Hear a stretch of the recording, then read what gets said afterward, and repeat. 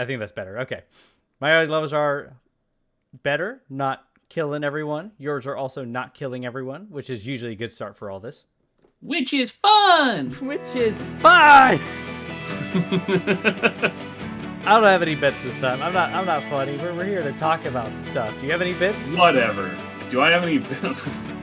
Got lots of bits, but I can't share them on the future shit.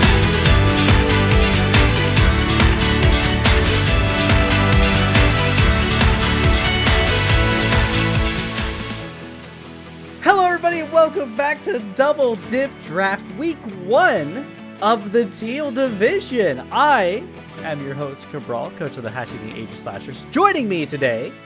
Spood, coach of the Southtown Sand Slashers. We are so excited. First off, what a week for the Teal Division.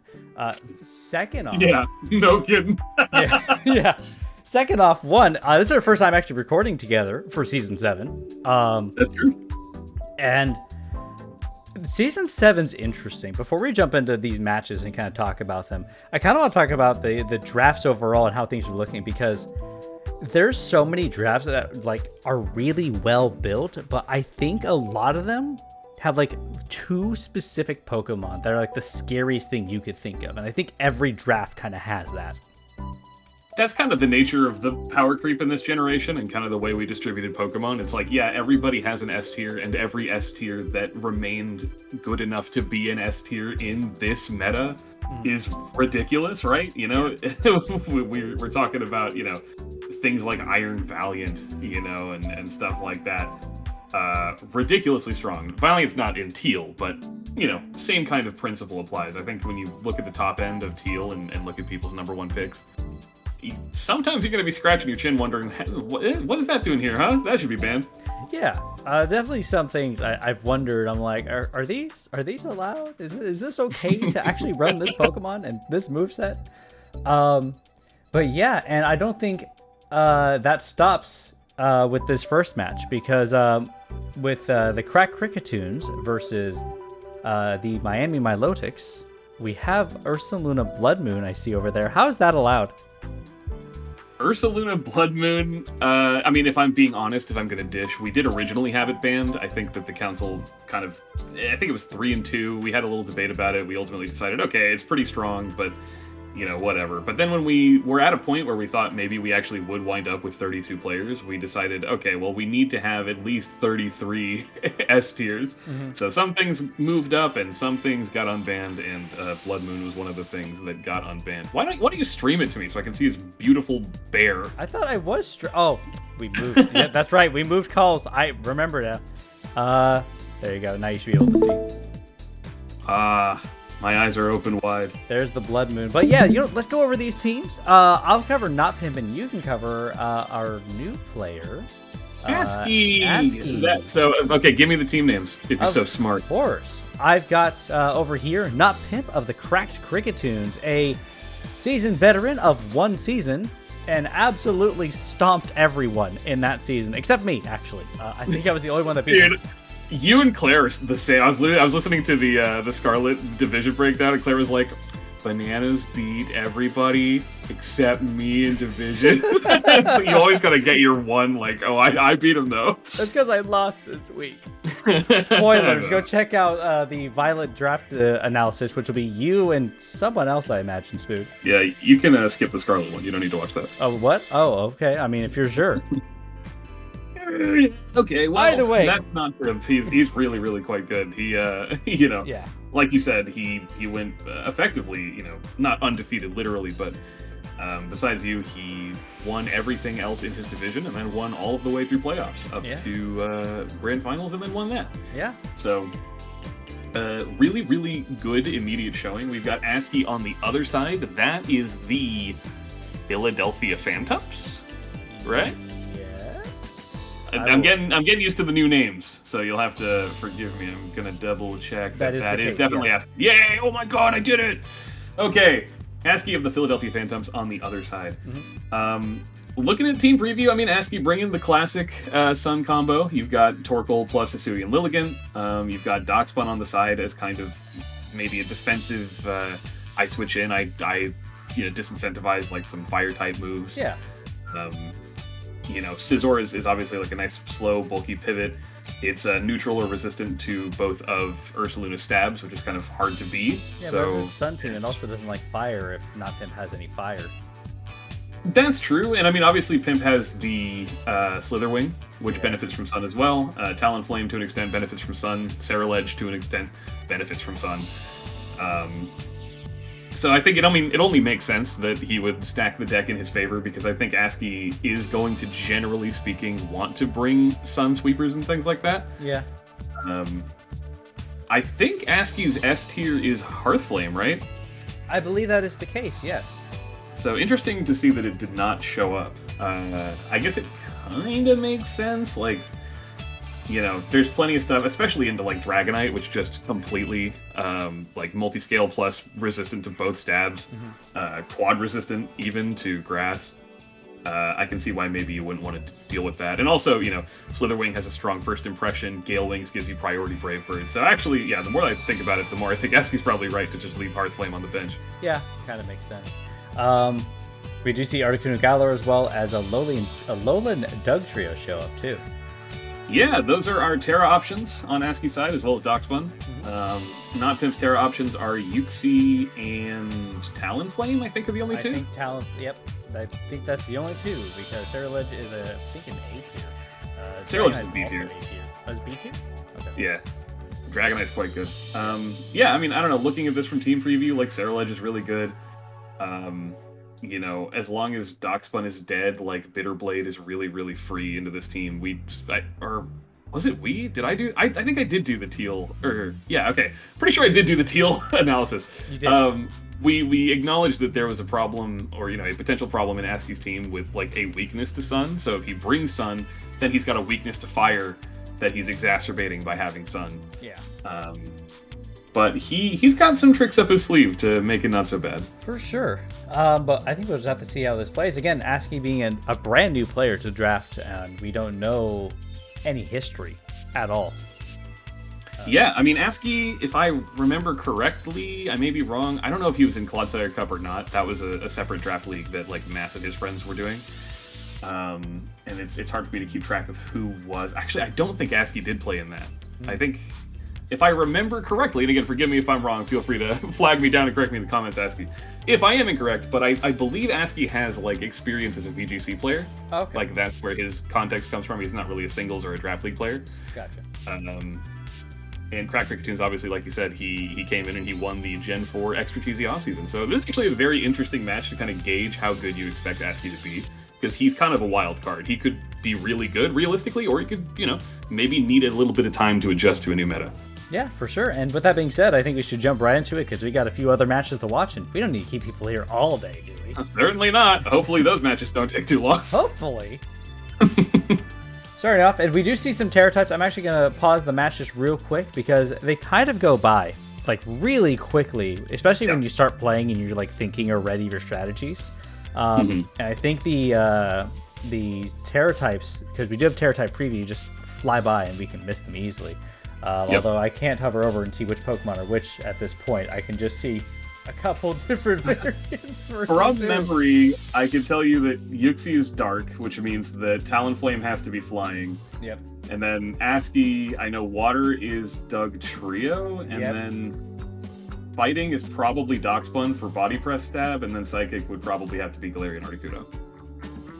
Yeah. So that's my guess. I could be wrong, but I think that's a pretty educated guess. Yeah. But either way, we can't see them. I thought we might be able to, but you know what? That's okay. We can just keep on going then. Yep.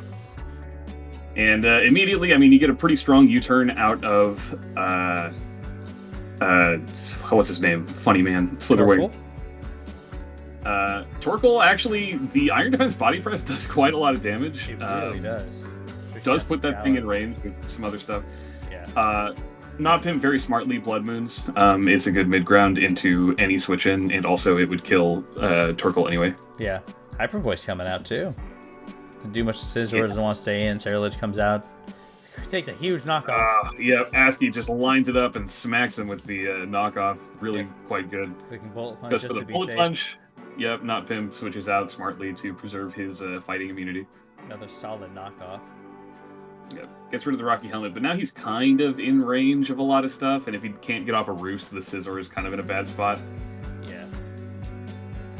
Mystical Power, one of the new moves, actually, from Gen 9. Or I think it may have been from, technically, Legends Arceus, but it was translated into Gen 9. Yeah. Surprised me to see another Bullet Punch, just for some initial chip. Yeah, I think to break a potential Gale Wings might have been nice. Yeah.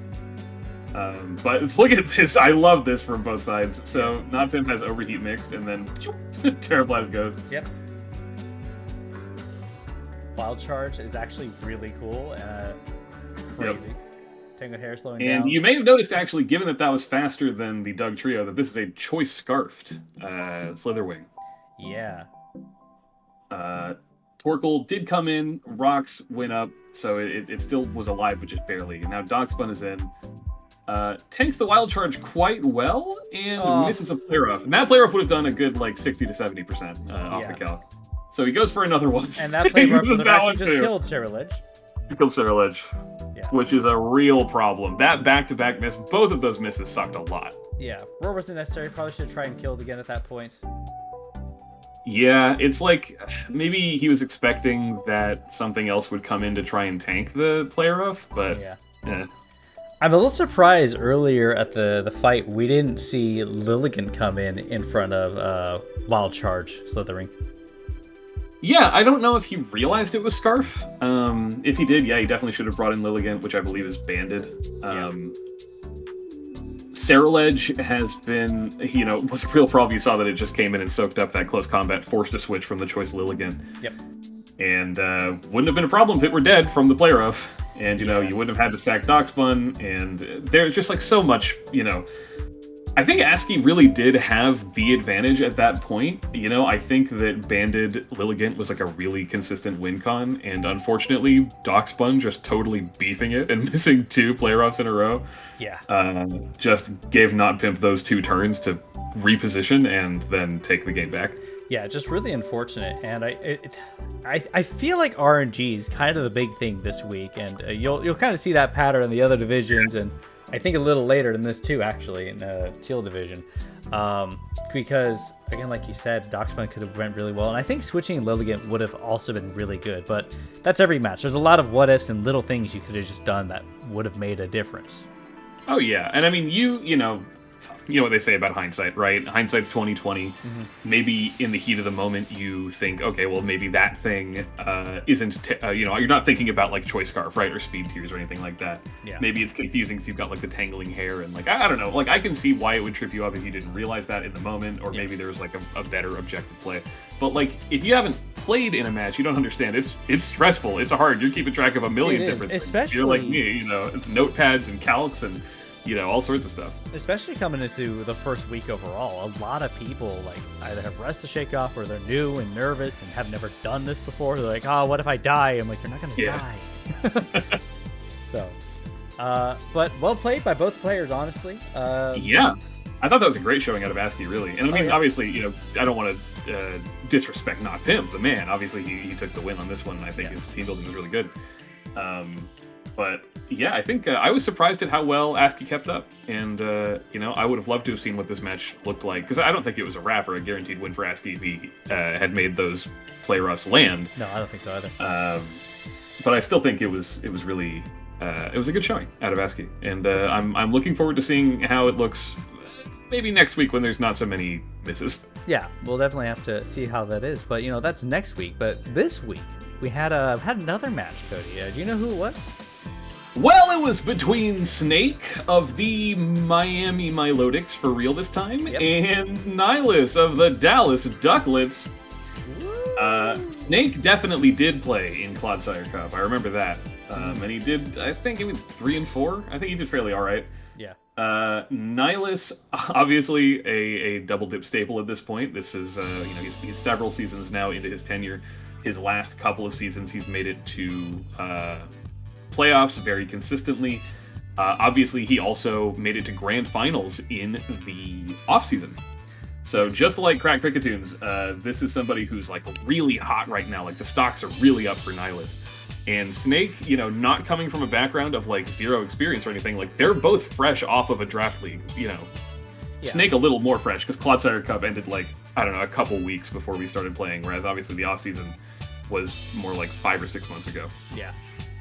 Was there already? So well. Yeah, it's been a while. I think it started in August. I didn't realize. It's been a while. Wow. But yeah. I see little Chi-Yu over there. That's a scary little guy, by the way. Yeah, little funny fish. Hit hard, scary. Ninetales has some decent answers to it. You know, the fish is not very fast, so, you know, it's base 100, which is perfectly respectable, but any good Scarfer is going to give it a run for its money unless it is forced to Scarf, and then if it's forced to Scarf, it's a lot easier to handle, given that you have, like, Clefable and Great Tusk as dark resists, and Hisuian Arcanine as a really incredible quad resist to fire. So you can kind of force that, like, okay, either you're not Scarfed and I kill you, or you are Scarfed and I can position around you more easily. For sure. What really boggles my mind, what really raises my eyebrows, really creams my corn, is the Regenerator core of Tornadus, Therian, and Amoonguss. That is going to be really hard to break through. Ninetales, however, has the dog, Hisuian Arcanine, who has the most ridiculous stabs in Flare Blitz and Head Smash. Yeah, Head Smash. Which completely delete both of those Pokemon in the event that obviously they make contact. Yep. Donphan for spinning over here. I do see Probopass. We've seen that before in, I think, Season 6 actually do a few little things that were pretty fun. I can't remember who had it last time, though. But I definitely know someone had it, and they did some sort of fun with that last season. And low kicks. I love the. I love low kicks. I actually think it was a huge value pick. I was very impressed by the pickup. I also I think it's funny that you have Great Tusk and Donphan. So you have like normal Tusk and Big Tusk. Yeah. I think they even named the Pokemon by that convention. We'll have to watch and find out how this match goes. Right now. Yeah. Looks to me like it's going to be a lot of pivoting from Snake as he tries to get his Regenerator cores going and gets these really strong U-turns out with low kicks and, you know, tinted lens and all that. Tusk. Yep, Average Tusk comes in. It is boot sturdy, which is very nice. Guarantees you at least one hit, one spin. Ninetales has no spin blockers, so, you know, you can just literally line that right up and do it. Stays in on this Earthquake. I see weakness policy, then Iron Defense. Yeah, I don't know what the fuck that was. Ninetales is a great player. I think he just completely brain farted on the +1 speed. Well, that was Ice Shard. No, I know, but I'm saying the +1 speed made the like he was going to Iron Defense before the Donphan. Gotcha. But because his Donphan had already Rapid Spin, it got the Earthquake before the Iron Defense boost. Gotcha. So he was trying to set up, you know, like a really scary Duraludon situation, and unfortunately just fumbled it. Yeah. We do see Terra Fairy Probopass come out, by the way, and that doesn't look like an unaware Clefable. No, we're noticing a few problems here. One of which is that this Clefable is Magic Guard. Also, Big Freeze! Let's see how that plays out in the rest of the game. All he needs is one more Ice Beam. Yeah, it's fine. Yeah, one turn. So, you know, feel free to disregard. Yeah. Yeah, this is a big problem because Ninetales has really one Steel-type potential special attacker, and it's dead. And he has a Clefable, which maybe could wall Body Press with Unaware, but it doesn't have Unaware. Yeah. And this Probopass is really looking difficult to deal with now. Now, Ninetales is aware that this is a massive problem, and he is positioning, you know, the right way. Like, he's hitting him with the only special attacks he's got left on the team because the Iron defenses are just so high. And Probopass is such a ridiculous defense stat that you're just not breaking it, no matter how hard you hit it. And after Terra Fairy, you know, it's not like you can just hit it with a super effective, like, close combat or something off Great Tusk. It's pretty there to stay. Yeah, and we're at a point where you look at the rest of the Pokemon that Ninetales has, there goes Clefable. But, like, there's not anything that really hits Probopass, especially with 4 times defense. And at this point, Ninetales is kind of just doing his best to chip, but he's sacrificing the pieces that are, you know, like from in order of like least valuable to most valuable for the remainder of the match if he can make it there, just trying desperately to get this crit. Yeah. And he is simply not receiving it. All he was able to get was one Ice Beam Freeze that was immediately undone. Yep. And there it goes. Yeah, so forget about Chi-Yu, forget about Amoongus and Regenerator Cores, and forget about Low Kick's Pivot.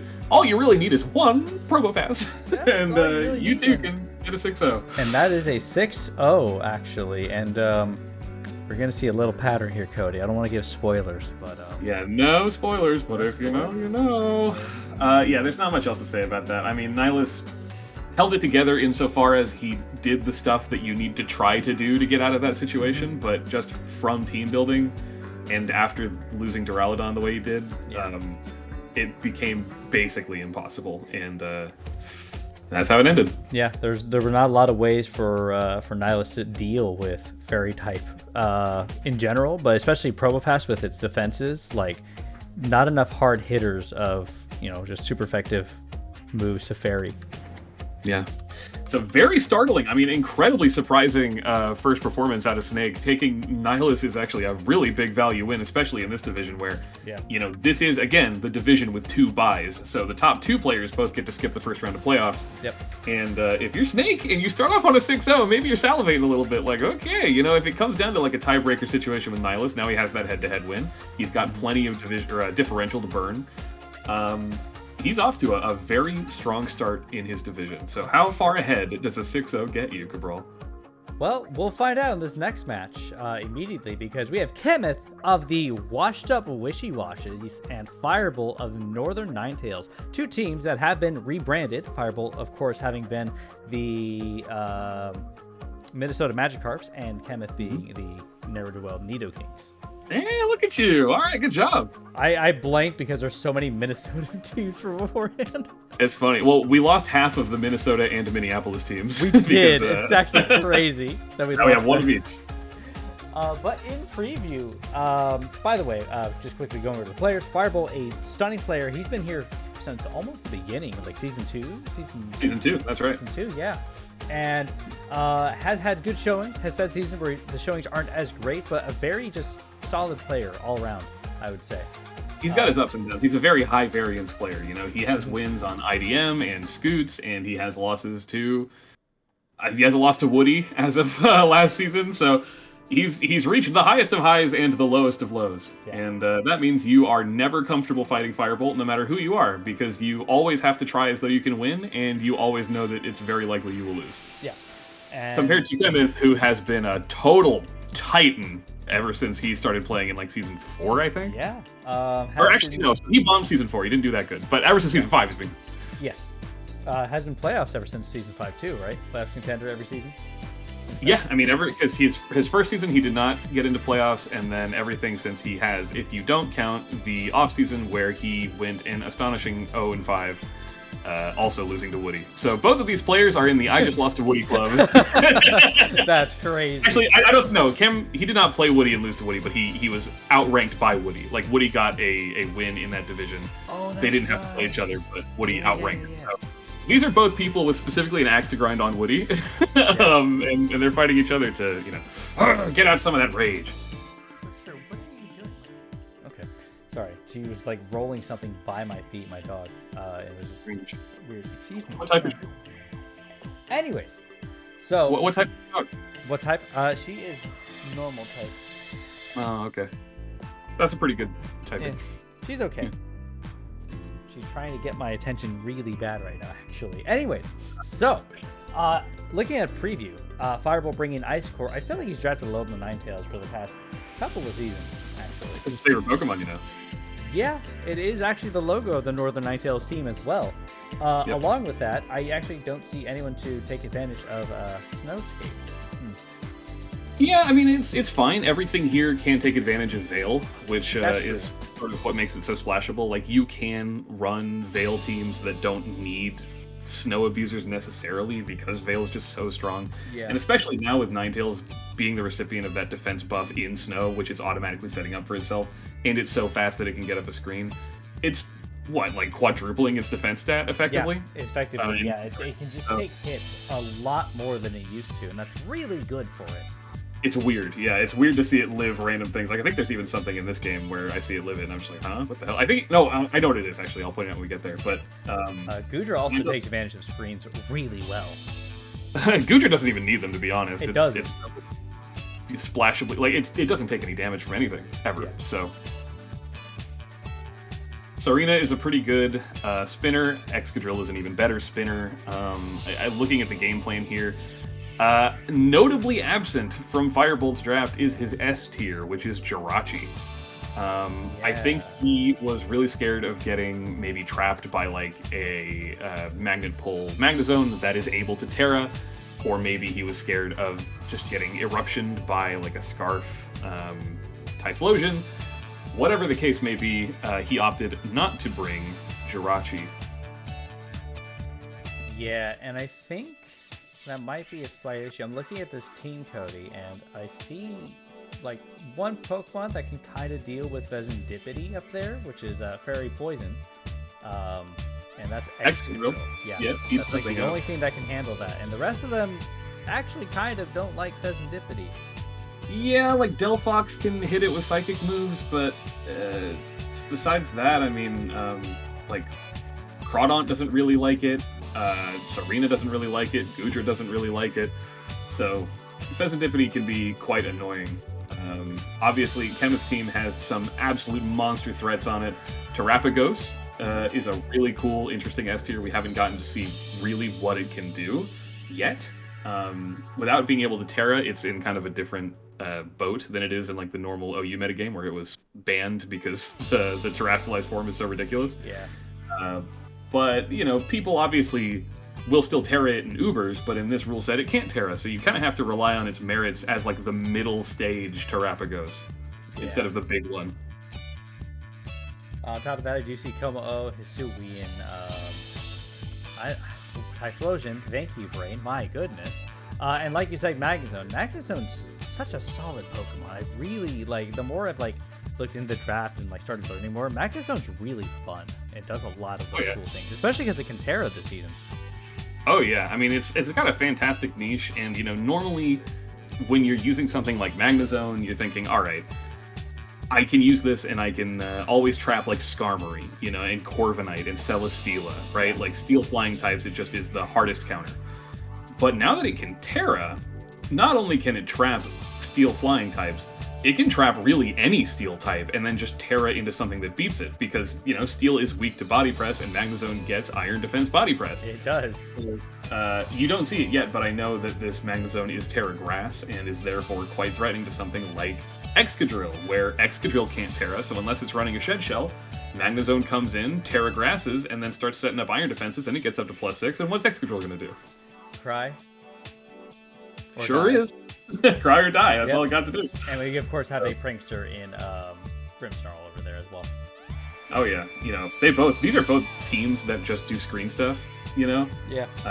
Firebolt's got the Veil, obviously Grimmsnarl, a premier Prankster screen setter with Parting Shot and good, like, surprisingly good, like, offensive stats. Mm-hmm. So, just generally speaking, yeah, there's a lot of ways this can go. Terrapagos is very tricky. No Jirachi means that Firebolt, I mean, he's really going to have to lean into the answers to the things that made him scared to bring Jirachi. So, yeah. And with that being said, let's see how it goes. Take a dive into this because we should. and we should. I agree. I'm out of words. So immediately we see the Frisk leftovers, and Firebolt knows that Kenneth knows that he doesn't have a Sash, so he has to get out of there. Now Crawdaunt smartly gets off the Aqua Jet, but Kenneth smartly moves in Komo-o, and you can see it's already very defensive. Yeah. Here comes Vesindipity in, and it just... Goodra doesn't like this thing. Sludge Bomb doing 14%. Yeah, Sludge Bomb doing an abominably small amount of damage. If you calc this, by the way, you'll see Beat Up should do more damage than this if it's Technician, and it should poison if it's Toxic Chain. So what ability is it? Well, it's Toxic Chain, but he just got really unlucky. Yeah. And it won't be the last time. And that, yeah, there it goes. There it goes. Yeah, Delphox in a rough position, having to come in on rocks, take a bunch of beat-ups, and then being toxic on top of it. Yeah. Suddenly, yeah, even though this Psychic would do a ton of damage to Vesindipity, not really an issue. Yeah. Excadrill comes in to try and deal with it, of course, and Komo gets switched in because, of course, like, why would Vesindipity be left in at that point? Yeah, definitely. Earthquake doing an okay amount of damage. Staying in for body press because it is dragon fighting. I probably would have switched out personally. I don't know. It's scary because Fireball's been playing very passively. I think maybe the better play would have been to go for the Iron Head flinch and see if he can make some progress that way. That's fair. He started to lose stuff that can, deal a little better. Yeah. Good high jump kick though. Yeah, solid. Doesn't think he's gonna come out again. In that moment, Kenneth could have gone for game by going into Typhlosion on a potential expected rapid spin.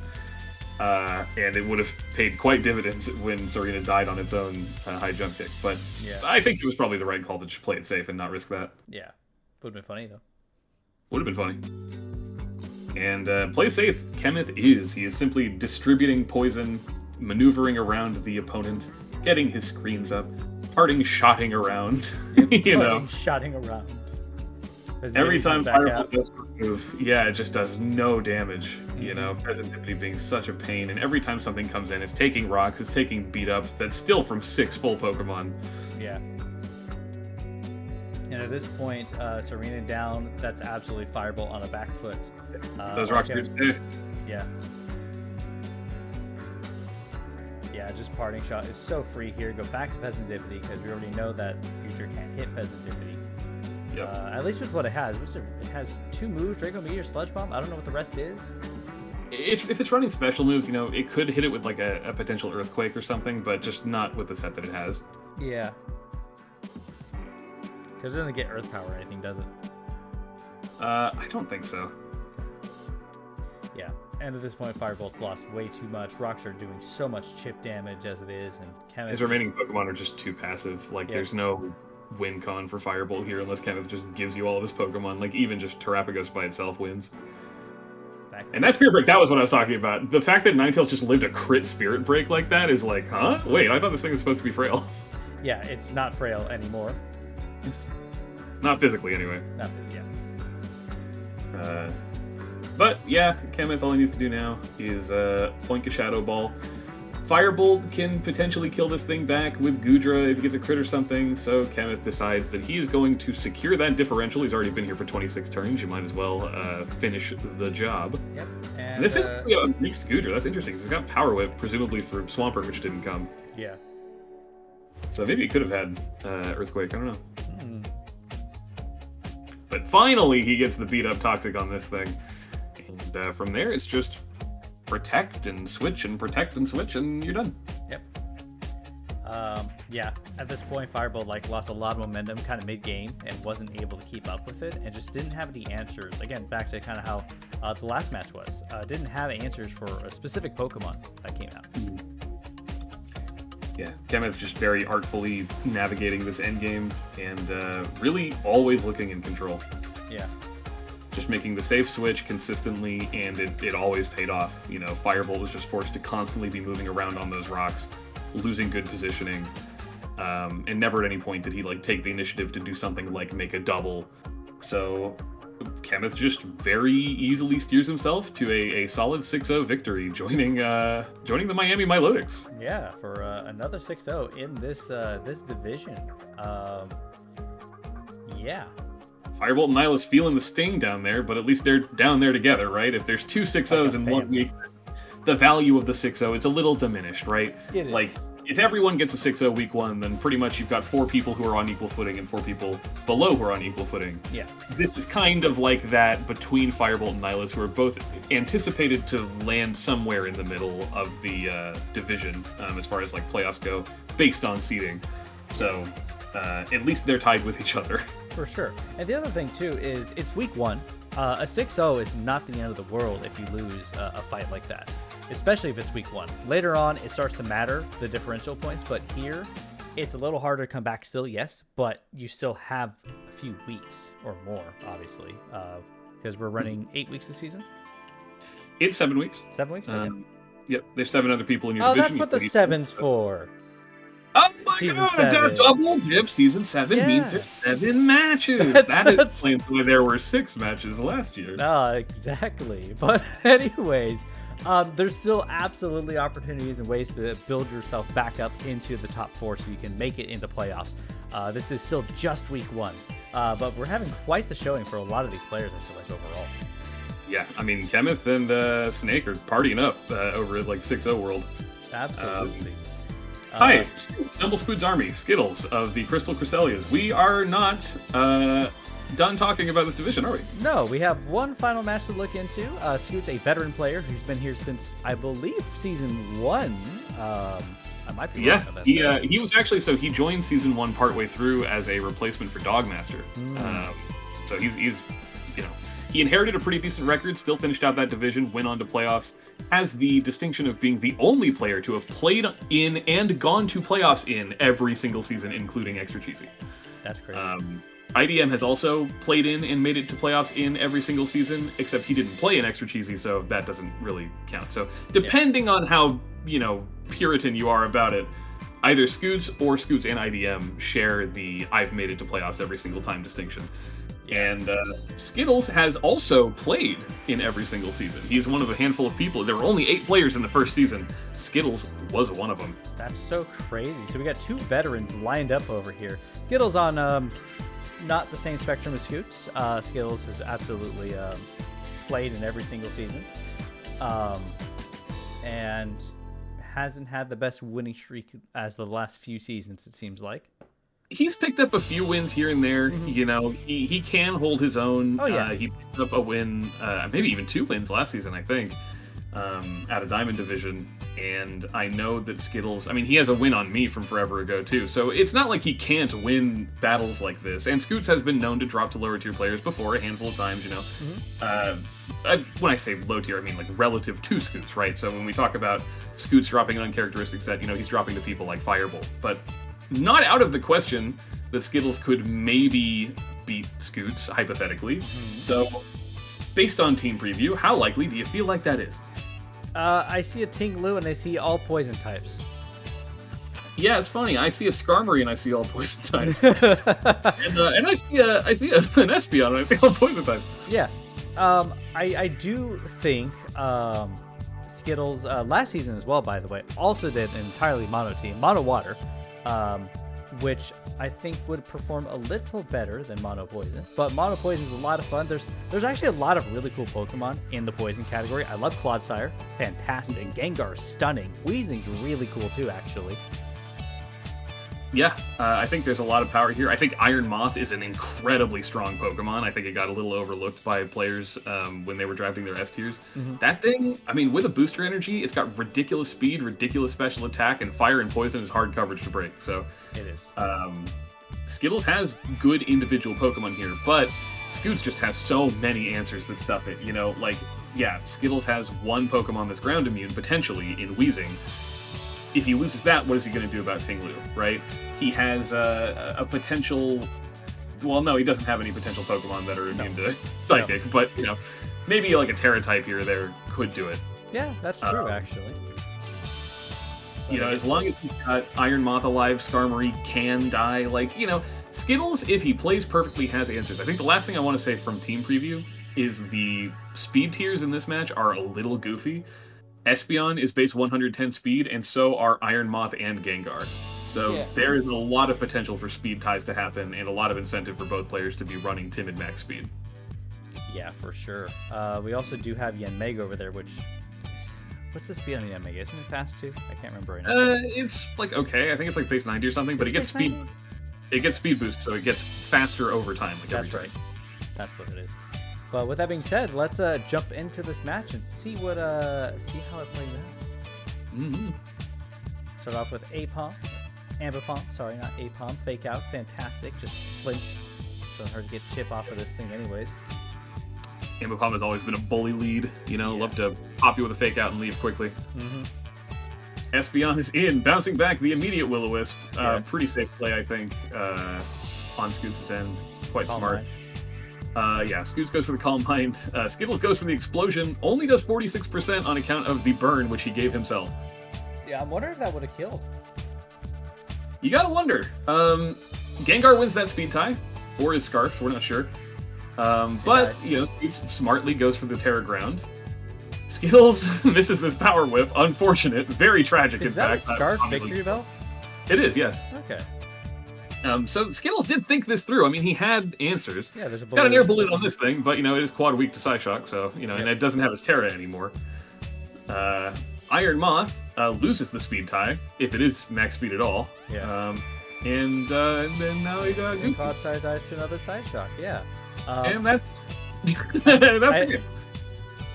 I actually messaged Scoots early in the week before the match. I'm like, SB on ground kind of goes hard. He's like, you know what, you're right. Yeah, it's really unfortunate for Skittles. I mean, missing that power whip means he gets 6-0'd. Yeah. I don't know about the Terra Grass there. I don't think I agree with going for that. It definitely didn't need the Terra Grass for the power whip to kill this thing when it was Terra Ground. Yeah. Skittles, again, he's not like a hopeless player. He's taking the initiative to do things like put an appropriate balloon somewhere or an appropriate scarf somewhere. I actually really like Explosion Wheezing as like an answer to a potential annoying setup Pokemon that's trying to bully his team, which is very exploitable. He knows what stuff he's weak to, and he's bringing stuff that can counter it. Mm-hmm. Unfortunately, just so overwhelming, because even if you had dealt with this, funny kitty, what happens when the guy with the bowl on his head shows up? Yeah. What happens when Minior sets up and starts smacking? What happens when Yanmega can? There's so many things that Scoots has in the back that are so oppressive to Poison specifically. Yeah. That this was kind of over before it began, unfortunately. Yeah, I'm also wondering why run Power Whip when it gets Leaf Blade, right? Victory Bell. I'm sure it does. I mean, maybe you just want the power, right? Maybe fair. You need certain 2-hit KOs on Ting Lu or something. I could believe that. That actually might... I can see that, actually. So, again, I think Skittles prepped probably about as well as he could do. Got a little unlucky, and unfortunately, he is playing Scoots, who has a good matchup and good tools and a good player brain. So, 6-0 for you, man. Try again next week. Yeah, and that is 3 6-0s in one division in the first week. We actually, that was, so the one that wasn't a 6-0 was the first one, or the last one that got played in that division. So we were all kind of sitting there waiting for blood to spill, kind of hoping that we'd get a full slate of 6-0s. Yeah. To start the season. Would have been very funny. Would have been very funny. But with that being said, we do have a 3-way tie for first place with Dumblespoods Army at the top, Miami Milotics, and the Wash Up Wishiwashis. And in fourth is the Kricketunes.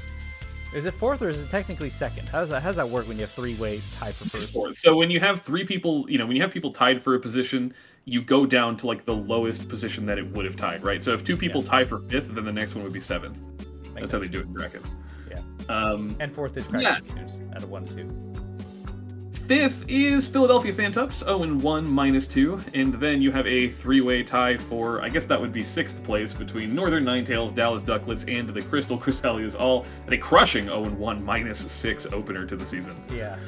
And again, just because you're at an 0-1 -6 does not mean it's the end of the world in this season whatsoever. There's still ways to come back out of that. Your week 2, though, is going to be so important. It's kind of funny because it's almost better. The burden is now shared between multiple people that are all equally as fucked as each other when it comes to their positioning. So, 1-6-0, if somebody walks out 0-6 and everybody else walks out 0-4, 0-3, whatever, that's one thing. You are now playing from behind. Your differential is lagging behind the rest of your division. Mm-hmm. If you tie someone 0-6, at least there's one person that's keeping pace with you. When you tie 3 people 0-6 immediately, actually, that just is now the floor. It's not so much that you're at a disadvantage, it's now that Philadelphia Phantumps is holding an advantage over everybody else, and that's where it stops. Yeah. So, yeah, you still want to, get that win on Philadelphia Phantumps. You still want to start making up that differential elsewhere. It's still not great to start your season 0-6. Nobody wants to do that. But this division, with these players and this slate of outcomes, it's probably the best chance you're going to get at bouncing back from an 0-6 start. Yeah, I think I'd have to agree with that. But what a week. I'm actually genuinely very excited to keep up with all this and see what happens in week 2. Because it's been fun watching the new players. I like seeing what people just kind of do with the unexpected, oh, they played really well, actually. That kind of stuff, when you get new players. That's a lot of fun. By the way, I do want to say that tied for kill leader is 2 Pokemon from this division. That's right, Espeon and Probopass. And I mean, it makes sense. Those were both recipients of a 6-0 victory, so kind of makes sense that they would be up there tied with 5 kills a pop. Yep. But it's just really fun to see that the top 2 are from Teal Division, and I think Teal Division is going to be crazy to watch once we start getting some mixed up, like how's the 1 and 6 players. Oh, I think that's going to be really fun when they start fighting each other. Yeah, there's going to be so many interesting, and I mean, maybe we'll get our very first 3-way tie this season. Who knows? That'd be insane. We haven't had to deal with that yet.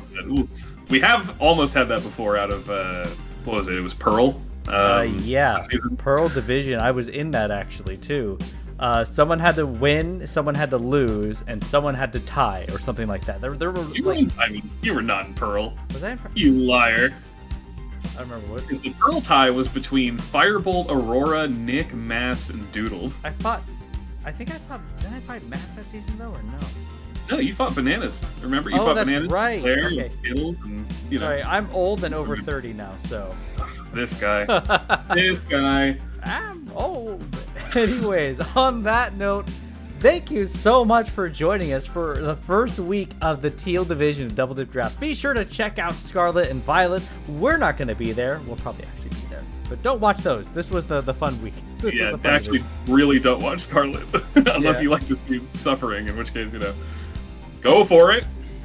Sure. I don't know. I'm excited to be spectating Teal. Teal is a bloodbath so far. Seems like a shithole to play in. I can't wait to see week 2. It's going to be a lot of fun. It's going to be very exciting. But on that note, thank you all so much for joining us. Take care and enjoy the rest of Double Dip. Goodbye. Farewell. Bye-bye.